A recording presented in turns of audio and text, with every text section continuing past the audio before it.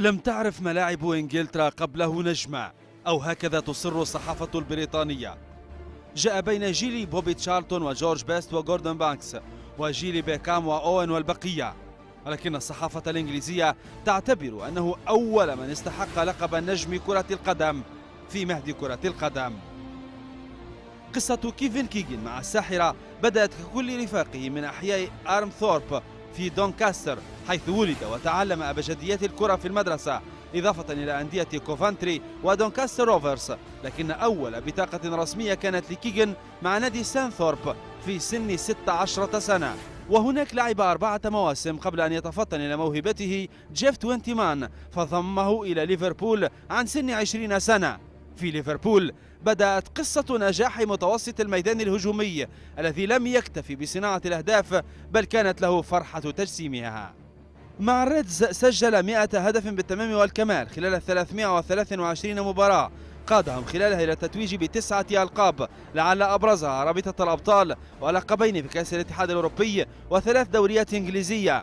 توجته الصحافة الرياضية أفضل لاعب إنجليزي سنة 76، ودخل النادي 100 لأفضل لاعبي الفيفا. التتويج بدوري الأبطال سنة 1977 بعد نهائي الكبير أمام بروسيا منشنغلادباخ ضاعف من طموحات اللاعب، فاستجاب لدراسة عدة عروض قبل أن ينتقل إلى نادي هامبور الألماني ب500 ألف جنيه استرليني ليصبح أغلى لاعب في ألمانيا الغربية وقتها. هناك توج بالدوري قبل أن يفوز مرتين متتاليتين بالكرة الذهبية التي تمنحها فرانس فوتبول سنتي 78 و79، وهناك أصبح نجم جماهير الفريق التي أطلقت عليه لقب الفأر العظيم مايتي ماوس.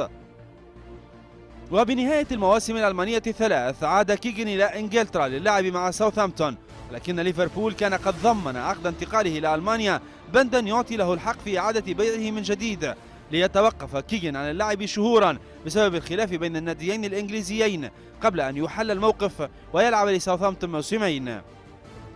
في نيوكاسل والتي انتقل إليها عند سن 31 سنة استعاد كيفن كيغن كامل نجوميته وأصبح نجم نجوم الماكبايس.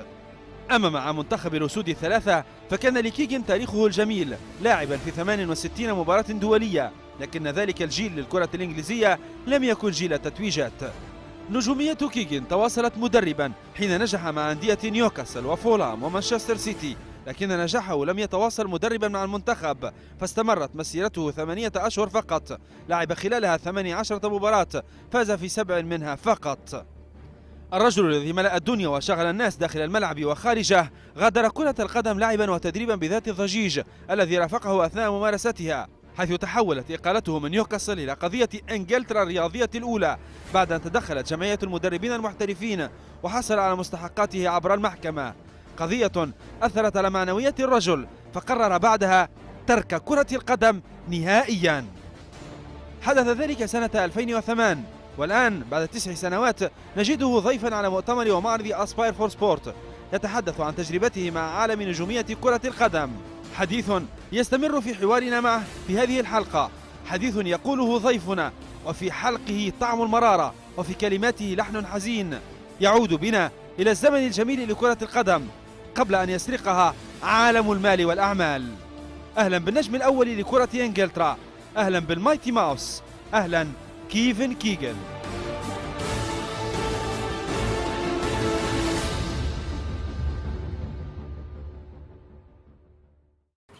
Hello, Mr. Kevin Keegan. Aspire for Sport is in your home country, and we're pleased to have a friend of Qatar in Aspire Academy here with us. Tell us, how has the summit been so far? It's been very interesting. Obviously, just listened to Arrigo Sacchi, who is a fantastic coach, so it's a wonderful opportunity for people to get knowledge. Looking at the stands, for me, very interesting to see, having worked in Qatar 4 years and seen it progressing, Yes. to see some of the stadiums now finished, or at least one of the stadiums finished for the World Cup, and the progress that's been made. But you know, it doesn't surprise me, having been there, that it's ahead of schedule. So, Yes. yeah, very interesting. And here at Chelsea Football Club, right in the middle of London, it's Qatar Day today. Yes. Kevin Keegan, after a successful playing career with Liverpool and Hamburg and Southampton, we saw you managing Newcastle and England national team. I mean, football loved Kevin Keegan during all this time. Are we going to see Kevin Keegan back in management again? And if not, why? Well, I don't think you're going to see me back in management again, but I enjoyed it. But why? Well, I'm 66. That's one reason. It's a young man's game, I think. A lot of the young coaches coming through now, and the philosophy that they have is different. The game's still the same. Obviously, you know, there's a goal post either end, and there's 22 players and a referee. But I think when I finished at Newcastle the second time, I felt that football had gone a little bit away from where I philosophy. wanted. Yeah, for where I felt it should be. You know, the relationship between the owner was never the same. It's bad or good now compared to the old days? I personally, I don't say it's bad or good. It's different. You know, when I started, you know, we didn't have our names on the back of our shirts because we knew we were. You know, so we didn't have any advertising on the front. We just had a badge, and we played for a shirt from 1 to 11. And now you have, you know, you can have players with 46 and 58 on the back. So a lot of changes there, a lot of changes for the good. But I don't think the football as such at the moment is as interesting as it was maybe in our time. You know, I think the facilities are better, the treatment's better, the players are fitter. There's no doubt about that. But I still think if the you look, football itself, as the passion, you mean? I mean the passion and the relationship with the fans, and the fact that in those days players used to come in their cars and sign autographs, and now it's a bus and under the stadium, and the fans don't have that, you know, one-on-one contact. Yeah. And I think the game's lost something for that. I understand why it's happened, but it's all because of the money, I guess. Well, we'll talk about it later. It's something to do with it, but also the game's progressed, you know, and players now they have more help around them. You know, we just went out and played, and we had a coach. Now they've got nutritionists, they've got the masseurs, they've got the doctors. So it's advanced a lot of ways positively. Yes. Kevin Keegan, you've done some media work in Qatar, and you're familiar with Aspire Academy and its work. How would you describe what Qatar and Aspire are doing with sports development? Well, what Qatar's doing generally, if you go from England and you've never been, it will amaze you. You know, you don't expect a fairly small country to be so advanced. The facilities everywhere include hotels, the way you travel, the airport. In terms of sport and Aspire, there's nowhere like it in the world, despite the fact that, you know, countries like England and Germany and Spain and Italy and, of course, over in South America and in USA have been around a long, long time. They don't have the facilities that Aspire have. Aspire seem to have gone around the world and said, we can do this and we'll take that. And they've taken bits from everywhere. And that's why now the big players from all over the world, certainly from they go to Aspire. And to Spitar, to the hospital. Yes, and to the hospital in particular. When they are injured. Yes. So they're training over there. They're looking at how you're thinking. And I think just watching the first part of the seminar, you're looking way beyond the World Cup even. You know, the World Cup will be a great platform in 2022, but there's going to be things beyond. You said it before. You said that the legacy of the World Cup is way more important than the World Cup itself. Yes. You said it to the Supreme Committee when you were in Qatar. Yes, but what I mean by that... Can you elaborate? Well, what I mean by that is that, you know, they're building up to something very special, and, you know, there's a lot of, obviously, infrastructure going in. And so what you're getting, although you're doing it for the World Cup, that infrastructure will be there for the country of Qatar for the next 100 years. I'm talking about the roads you're building, the tunnels you're building, the flyovers, the buildings themselves, and also all the other infrastructure. So, you know, it's not just a World Cup. That's a reason to focus on something. But actually for Qatar, it's opened up all sorts of new ideas that will come from the World Cup, you know, the facilities, and then you'll get feedback from people that things that maybe they could do better, and maybe things that, because of the culture, have made it difficult. But I just think it's just the start of something very big there. It's a growing country. You know, I mean, it's not long ago. It was part of the British Empire. I mean, I can remember that. I'm young enough to, or old enough to remember it. Yes. Kevin Keegan, to the participants at the summit and to the world also, what is the message you would like to convey? Well, these seminars, and you know, we just did Mr. Saatchi speak. And No, you.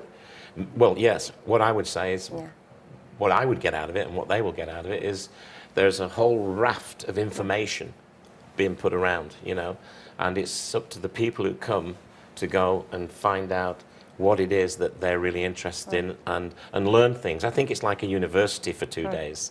This is what we do. Look at the buildings, look at the trains, and then you look at the stadiums, obviously.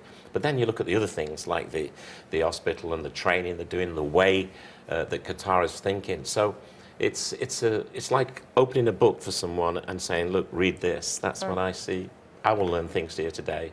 And on a personal level, for the me, message you would like to convey to the world in your Stars chat. In my chat, it's your experience. My experience is that, you know, through sport you can achieve anything, and it's got no barriers. It's got no racial barriers. It's got no financial barriers. Now, if you're good enough as a young boy and determined enough and have the passion, nothing is impossible. Nothing is impossible. Yes. Kevin, Qatar is ahead of schedule in its preps for 2022 World Cup.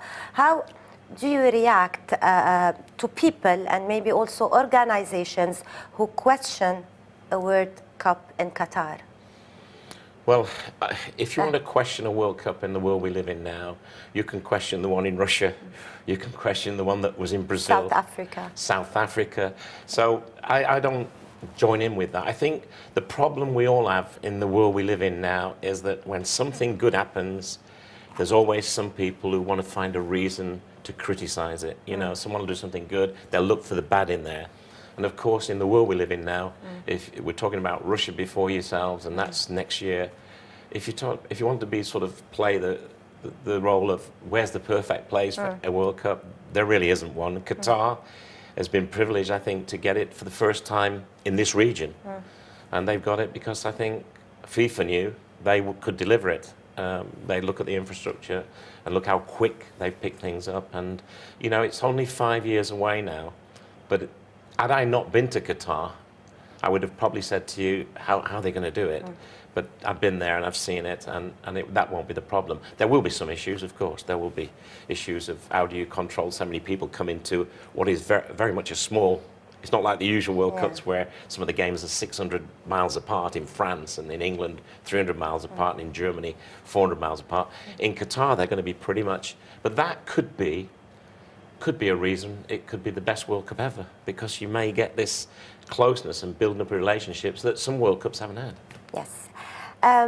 Kevin, you rightly identified that the first time European teams will go to the World Cup finals just 4 months into the league season, unlike before they played it at the end of the season. How much of an advantage is this? Well, everyone's saying there's different advantages for different teams. World Cup being played in November and December. Yes, I mean, there's no doubt playing it in May and June doesn't suit a lot of countries either. You know, Russia has this terrible weather and they have to block the season off. Germany has their Winterpause where they don't play.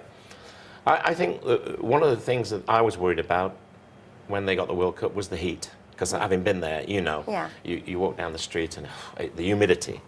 But when they announced they were going to move it to December, I thought they will never do that because they've got to get the permission of all the Premier League clubs and Champions League. But they've done it. So it could be a really good learning experience. Is it an advantage for the European teams, I think it is. teams? I think it is. But whether they're good enough to take advantage of that advantage, we'll have to wait and see. But I don't. Good advantage for England. Also. Of course, because we'll be very fit and we'll be coming into the season, whereas for us, it's always coming at the end of a long, hard season. And the best players play for England are the ones who are playing every week in the Champions League and the league. So for England, it's a plus. It's a plus, definitely. Yes. Doesn't mean we'll win it, but it's a plus. Sure. Let's be optimistic. Yeah, well, I'm the most optimistic person in the world, but I still think it's Here's my question now. You will like it.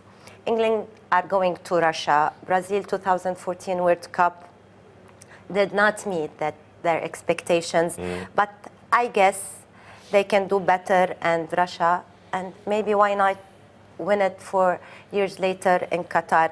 Is that a realistic scenario which the English Federation might be working on?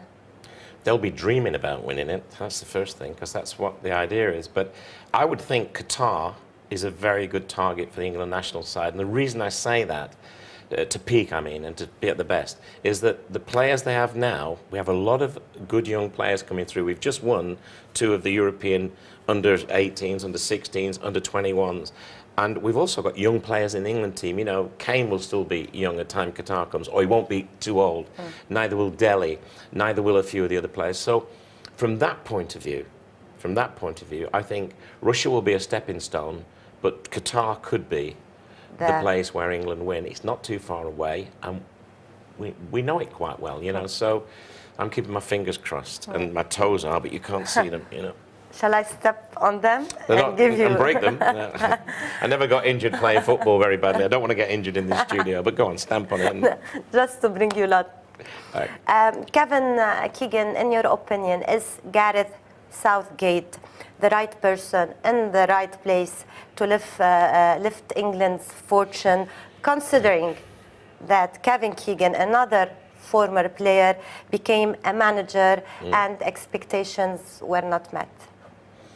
No, but look, when you're appointed England manager, it's not like being at a club. You know, you at a football club, you can do something if you have a problem in any position. You can go and buy a player to play in the centre midfield if that's a problem. When you're in England or any national team manager, the only thing you get is that you can pick any English person you want, but you don't always have a strong team. You're strong sometimes in the midfield, but you don't have enough power up the front, or you don't have a good defence. You can't go and buy. You have to just try and make the best of what you do. Gareth Southgate, I think, is a clever. I managed him with England. I played him 2 or 3 times when I was manager. I know him very well. I think with Gareth as well, because, with great respect, he wasn't such a big player. Yeah. The expectation is not so great on him as it was maybe for Glenn Hoddle and myself, you know, who'd played more games at an higher level, and that's not. So that may help, but the biggest help that Gareth Southgate and England need is we need English players playing every week for the top sides, not for the sides down the bottom. I'm talking about the sides who are playing for the big prizes of winning the Premier League and playing in Europe against the best. And that's where we fall down at the moment, and that may change over the next, certainly before Qatar, maybe not Russia. Kevin, the English media likes to portray you and also David Beckham as the England celebrity football superstars in your time. Did you ever consider yourself as a celebrity footballer, and what is your personal view on this? Well, my personal view is it doesn't matter what you want in life. If you're in a sport and you do very well, it'll go where it's going to go. I mean, I followed a guy in this country called George Best. He was the first one who opened the doors to make football go almost into the pop world and the media world. So he was the number one. David Beckham, who I managed with England, has carried it on. But you can't do anything about it other than just thank your lucky stars that you get to the very top of your game, and those things go with it. I don't mind people wanting my autograph. If they don't want it, it doesn't bother me either. But I don't mind people wanting pictures with me, because in some ways it just makes you realise that what you did was successful, you know, and so it's one of the pluses, really. And I don't get the idea why anybody famous strives to get famous and then puts dark glasses on so that nobody recognises them. It doesn't make sense. So, and I think David Beckham, I know David Beckham lives with it very well. I mean, he's in the world I was brought up in and became famous in is not the media intense world that we have now. You know, people used to come and watch me play in places like Kuwait because they wanted to find out who this guy was. They know they are now because, you know, through TV, through TV stations like yourself, you're showing everyday pictures from all over the world. So they become sort of household names. In my time, it took a bit longer. You know, there was very few games on TV live. So They No become superstars. Instagram, no Snap, no Facebook. None of that. And I honestly think that for all the pluses that those things bring, they bring some Disadvantages. minuses Yes, as well for exactly. the players. And so we could go out as a team sometimes and really enjoy ourselves, and nobody knew. But now, you know, someone will take us selfies. People know where I am when I do a business day. I can be in Norway, as I was Monday, and a guy said, "Oh, you were in Swindon in England last Thursday." Because you checked in there. Someone took a picture and sent it. So everybody knows where we are. There's no hiding. And you can't hide. You're in London. You're at Stamford Bridge. I'm with Mr. Kevin Keegan, and I like it so far. Oh, thank you. Mr. Kevin Keegan, you played for a great Liverpool team that won titles and European championships. When do you think Liverpool will be great again? Ooh, good question. Very good question. I'm guessing, but at the moment, they're going in the right direction. They have a manager in Jurgen Klopp who gets Liverpool. By that I mean... Are they better under Yes, Klopp, do you definitely, think? definitely. Yes, they're definitely better, but they're a work in progress, you know? He is on the right path. He's on the right path, but they, like everything, they have to just give him a little bit of time and be patient. And time and patience are two things that don't often get put with being a manager in the Premier League. But yes, the fans like him. They like the football he plays. They like the football. Who doesn't like, I mean, Jurgen Klopp? Yeah, no, but he has to now... They have to be patient. They have to be a little bit patient. They've been patient for a long time now, Liverpool. They haven't won the league since the Premier League was formed, you know, so they just give him 1, maybe 2 more years. Real Madrid also, they won the league only last year. Yeah, with Zidane. With Zinedine Zidane. Yeah. So you have to be patient in football. You do. The advantage that Zidane had at Real Madrid is he played there. Jurgen Klopp had to come from the Bundesliga, Dortmund, and find out about Liverpool. And that's why I think it's taken him a little bit of time. Yeah. But he's the right man in the right job. That's why it's taking time also with Pep Guardiola. Exactly the same. Because Premier League is totally different than all the leagues. If you had the two of them sat here and you ask them, they'll say, get quite a shock when you come to the Premier League, because in the Bundesliga, when Jurgen Klopp was at Dortmund and Pep was at Bayern, Bayern go to every ground not expecting to win, almost certain to win. In England, Liverpool can go, as they did to Newcastle last week, a side that's not one of the strongest sides at the moment, and although they should have won, they could have lost. And that's the difference. It's a very, very competitive league where... Crazy league. Yeah, it's crazy, but that's why people like it. It's not the best players in the world that Real Madrid and Barcelona and maybe Paris Saint-Germain have them, and Bayern Munich. But it's the best league in the world because there is no free games. You know, there's no easy ride. Exactly. Kevin, English managers are becoming extinct in the Premier League. Frenchman at Arsenal, Portuguese at United, Argentinian at Tottenham, Spaniard at Manchester City, and German at Liverpool. How sad are you? Dutchman at Everton. Yes. Yeah. How sad are you about this? And what can be done? Well, I'm not sad about it, because if the English coaches were good enough, they would be filling those positions. It's like when people talk to you about how many foreign players we have in England. I always say, don't blame the foreign players. Blame the English players who just haven't worked hard enough and been determined enough to break through and push for a job. So I'm saying the same. We can learn a lot from Mourinho, the coaches. We can learn a lot from Guardiola. We can learn an awful lot from people like Klopp. So I think it's a good thing. I'm not one of these who said, oh, there's no jobs for English. If the English coach is good enough, he'll get a chance. The problem I think the English coaches are finding at the moment, they're not getting a chance with the big clubs. You know, they're only getting the smaller clubs where it is very, very difficult to, you know, get into the top 4 of the league. So it doesn't bother me at all. I like them. I think it adds to our league. I'd like to see a few more English players playing, but then, like I said before, they have to be good enough. Okay.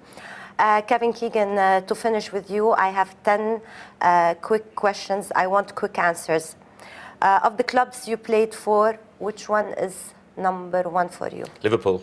Yeah. What would you consider the most important accolade or title? That people said I gave 100%, not any medals.